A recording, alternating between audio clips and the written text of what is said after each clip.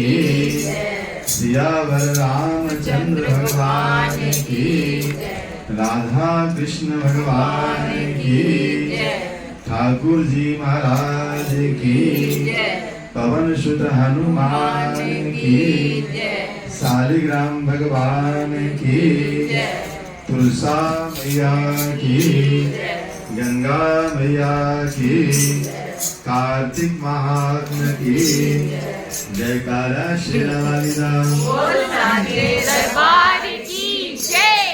ओम लंबोदरम परम सुंदरमेकदंतं रक्तांबरं त्रिनयनं परमं पवित्रम् उद्दात्दिवाकरनिमोज्ज्वलकान्तिकान्तम् विघ्नेश्वरं सकलविघ्नहरं नमामि। विघ्नेश्वरं सकलविघ्नहरं नमामि। गुरुर्ब्रह्मा गुरुर्विष्णु गुरुर्देवो महेश्वरः, गुरुः साक्षात् परब्रह्म तस्मै श्री गुरुवे नमः। नाहं वसामि वैकुण्ठे योगिनां हृदयेन च, मद्भक्त्या यत्र गायन्ति तत्र तिष्ठामि नारदः। नमो ब्रह्मण्यदेवाय गोब्राह्मणहिताय च, जगद्धिताय कृष्णाय गोविन्दाय नमो नमः। श्रीराम राम रघुनन्दन राम राम, श्रीराम राम भरताग्रज राम राम, श्रीराम राम रणकर कस राम राम, श्रीराम राम शरणं भज राम राम, श्रीराम राम शरणं भज राम राम। कर चरण कृतं वा कायजं कर्मजं वा, श्रवणनयनजं वा मानसं वा परार्धम्, विहितं विहितं वा सर्वमेतत्क्षमस्व।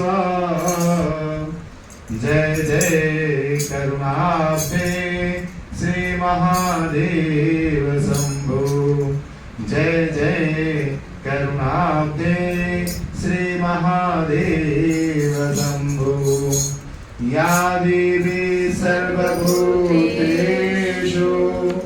मातृरूपेण संस्थिता, नमस्तस्यै नमस्तस्यै नमस्तस्यै नमो नमः, नमस्तस्यै नमो नमः। बोलिए लक्ष्मीनारायण भगवान की, बोलिए शंकर भगवान की, बोलिए सियावर रामचंद्र भगवान की जय। बोलिए राधा कृष्ण भगवान की जय।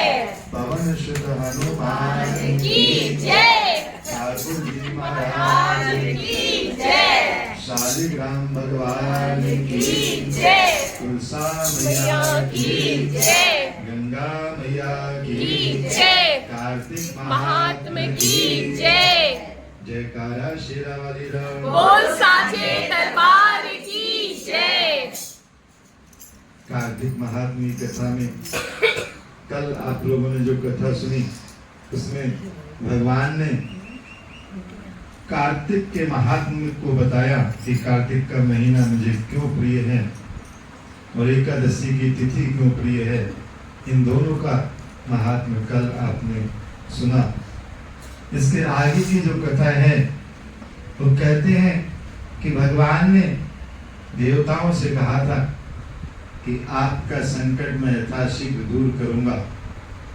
और संकट क्या था कि शंखासुर जो है वो देवताओं को बहुत परेशान करके स्वर्ग से निकाल देता है, और जो उसके दुख के कारण वेद जल में मग्न हो गए, इसलिए भगवान ने देवताओं को पूर्ण रूप से आश्वस्त किया कि आप लोग चिंता न करें, मैं आपका कार्य यथाशीघ्र पूर्ण करूंगा। तो भगवान ने जो है देवताओं का कार्य करने के लिए मत्स्य रूप धारण किया। मत्स्य रूप धारण करने का मतलब है कि किस प्रकार से भगवान ने मत्स्य रूप धारण किया, क्यों धारण किया। भगवान तब आते हैं जब पाप बहुत बढ़ जाता है, इसलिए हम सब लोग भगवान का भजन कीर्तन करते हैं कि प्रभु वो स्थिति ही ना आए कि हम इतना परेशान हो जाए। कहते हैं अगस्त ऋषि जो है वो नित्य नैमित्तिक कर्म करते हुए समय व्यतीत करते हैं।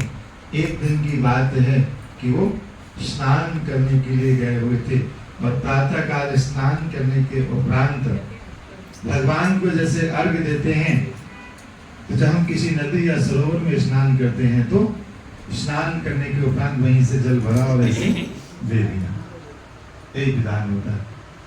तो उन्होंने जैसे ही अपनी अंजलि ऐसे की, उसमें एक छोटी सी मछली उनके हाथ में आ गई। ऋषि महात्मा है, भगवान की लीला ही कहो, नहीं तो उनका इन चीजों से क्या लेना देना।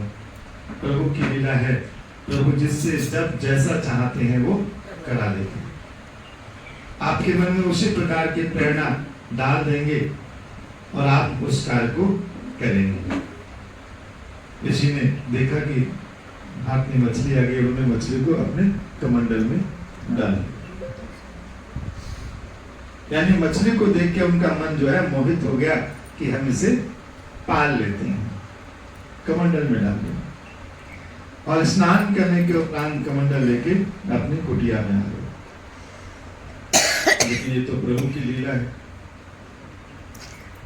कुछ समय के ही बाद देखा उन्होंने कि ये मछली तो इतनी बड़ी हो गई कि कमंडल में समा नहीं गई। तो मछली का आकार इतना बड़ा हो गया, तो ऋषि महात्मा दयालु होते हैं, उन्होंने देखा कि इसमें तो इसे तकलीफ हो रही है, उन्होंने उसे निकाल के अपने सामने एक कुआं था उसमें डाल दिया। लेकिन अगले ही दिन उन्होंने देखा कि वो मछली का आकार इतना बड़ा हो गया है कि वो कुएं में भी नहीं समा रहा। अब ऋषि ने सोचा कि ये तो भाई मछली को तकलीफ हो रही है। तब फिर उनका मन उसके प्रति भावुक हुआ, उन्होंने कुएं से निकलवा के उसको जो है एक सरोवर में डाल दिया। लेकिन प्रभु की लीला कि वो मछली सरोवर में भी नहीं समाई, इतना उसका आकार बढ़ गया, तो उसे पहुंचना कहां था? सागर में। तो ऋषि ने जो है सरोवर से निकलवा के उसे जो है सागर में पहुंचा दिया, और सागर में ही भगवान को जाना था, और ऋषि के माध्यम से ही पहुंचना था, क्योंकि ऋषियों ने ही तपस्या की थी, ऋषियों ने ही प्रार्थना की थी, देवताओं ने प्रार्थना की थी, तब भगवान का प्रादुर्भाव होता है। तो जब सरोवर में पहुंच जाते हैं भगवान का मत स्वरूप, तो भगवान का उद्देश्य क्या था? शंखासुर को मारना। तो उन्होंने उस सागर में शंखासुर को ढूंढा, और ढूंढ के शंखासुर को पकड़ के वो बाहर ले आए, और बाहर ले जाके देवता जहां पर थे एकत्रित, उन्हीं के पास लेके आ जाते हैं और शंखासुर का वध कर देते हैं। भगवान जी शंखासुर को मारते हुए चंद्री वन में आए, और वहां आके उन्होंने उसे समाप्त कर दिया।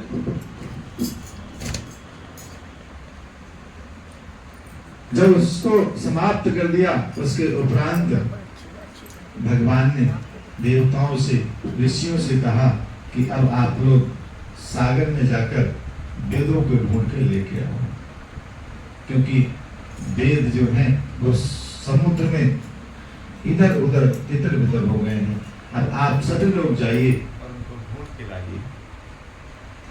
भगवान की आज्ञा पाकर सारे ऋषि और देवता वेदों को ढूंढने के लिए समुद्र में गए। भगवान ने कहा तब तक मैं प्रयाग में निवास करता हूं, आप सभी लोग वेदों को ढूंढकर वहीं पर आइएगा।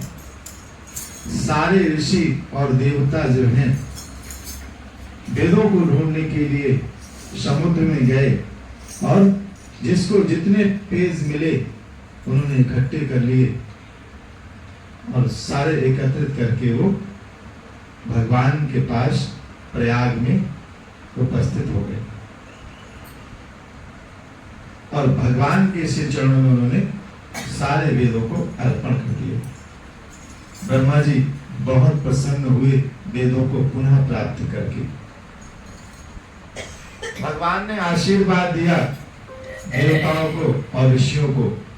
आशीर्वाद क्या दिया कि जितने पन्ने जिस ऋषि ने दिए, जितने पेज जिस देवता ने दिए, भगवान ने उतने का आधिपत्य उनको दे दिया।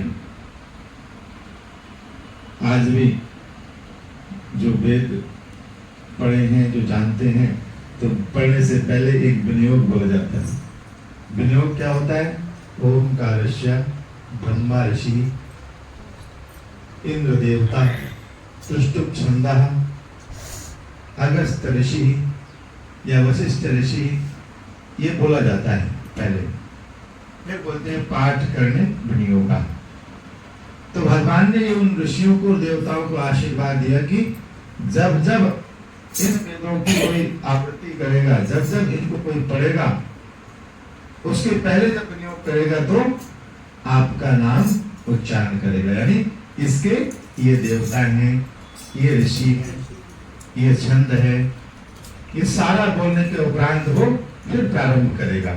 तो आज से इनका आधिपत्य आपको समर्पित करते हैं। तो जो ऋषि जिन पंक्तियों को लेके आया था उनका आधिपत्य आज भी वो ही करते हैं। ये प्रभु का आशीर्वाद था। सबको ये आशीर्वाद देके भगवान जो है देवताओं से कहते हैं कि जो स्थान है प्रयागराज, आप लोगों ने यहाँ पर पुनः वेदों की प्राप्ति की है, ये स्थान बड़ा ही पवित्र होगा।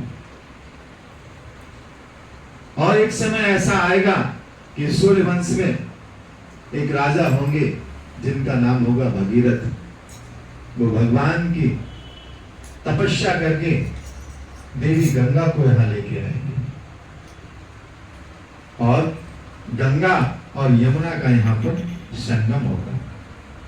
यानी ये उस समय की बात है जब वहां गंगा जी यहाँ पृथ्वी लोक में नहीं थी। तो भगवान ने खुद देवताओं को यह आशीर्वाद दिया था कि यहाँ पर एक समय ऐसा होगा कि भागीरथ गंगा आएंगी और यमुना का यहाँ पर संगम होगा। गंगा और यमुना और सरस्वती तीनों नदियों का यहाँ पर संगम होगा। इसे त्रिवेणी कहा जाएगा और ये प्रयागराज के नाम से विख्यात होगा। तीर्थराज प्रयाग। यहाँ पर जो भी अपनी मनोकामना लेके आएंगे उनकी मनोकामनाएं पूर्ण होंगी। प्रयागराज में आज भी साल में एक बार मेला लगता है। अब की बार तो महाकुंभ है, अब की बार महाकुंभ है। अपार भीड़ होती है और वहां पर ये नियम है कि 1 महीने रह के लोग कल्पवास किया करते हैं। कल्पवास मतलब वहां पर कल्प वृक्ष है।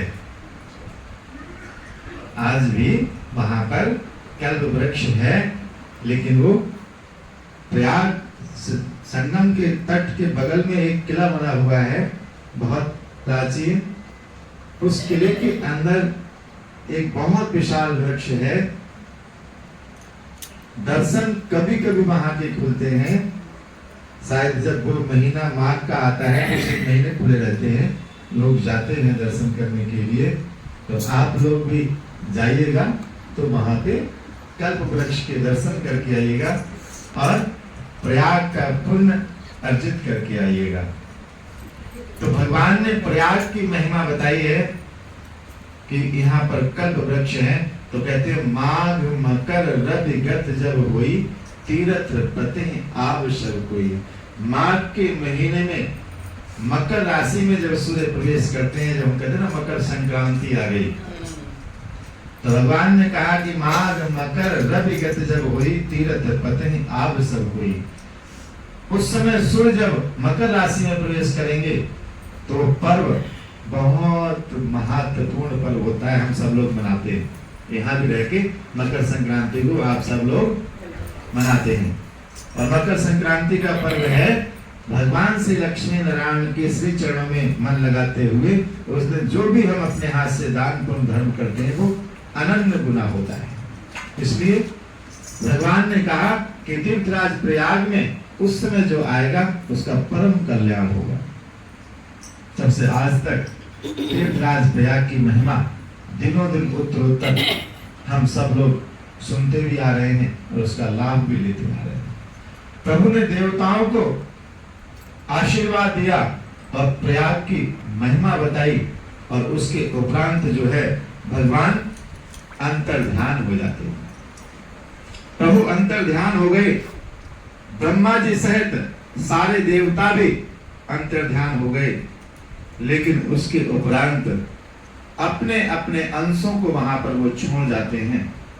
आज भी सारे देवता और भगवान तीर्थराज प्रयाग में अपने आंशिक रूप से निवास करते हैं। इसीलिए वहां की महिमा बहुत बताई गई है। तीर्थराज प्रयाग सभी तीर्थों के राजा हैं, इसीलिए उनको तीर्थराज कहा जाता है। सभी तीर्थों के राजा प्रयागराज, उनकी महिमा अनंत है। एक बार आता है ना वो वृंदावन का और प्रयाग का, तो तीर्थराज प्रयाग ने वृंदावन के लिए कहा वृंदावन जी नहीं आए हमारे पास, तो उनका मैंने तीर्थों का आपको आधिपत्य दिया है, वृंदावन तो साक्षात मैं हूँ, तो मेरे राजा तुम थोड़ी हो सकते हो, आप तीर्थों के राजा हो। तो इसलिए वृंदावन तो स्वयं साक्षात भगवान का स्वरूप है। तो वृंदावन की महिमा अपने अपने आप में महत्वपूर्ण है। तो कहते हैं तीर्थराज प्रयाग जो है उनको थोड़ा सा अभिमान हुआ था, इसलिए भगवान ने उनको थोड़ा सा अभिमान उनका बराबर कर दिया। भगवान अपने भक्तों का अभिमान कभी नहीं रखते। जिसने जब जब थोड़ा बहुत अभिमान किया है प्रभु ने उस अभिमान को समाप्त किया है। क्यों? हम कहते हैं विषय विकार मिटाओ पाप हरो देवा। भगवान से कहते हैं मेरे अंदर कोई विकार हो, विषय हो तो उनको प्रभु दूर करो। श्रद्धा भक्ति बढ़ाओ, मेरे अंदर श्रद्धा और भक्ति बढ़ाओ और विषय और विकार मिटाओ, तभी मैं आपका सानिध्य प्राप्त कर सकता हूँ। तो तीर्थराज की महिमा बता के देवता और भगवान सब अपने आंशिक रूप में वहां पर रह के वो अंतर्ध्यान हो गए।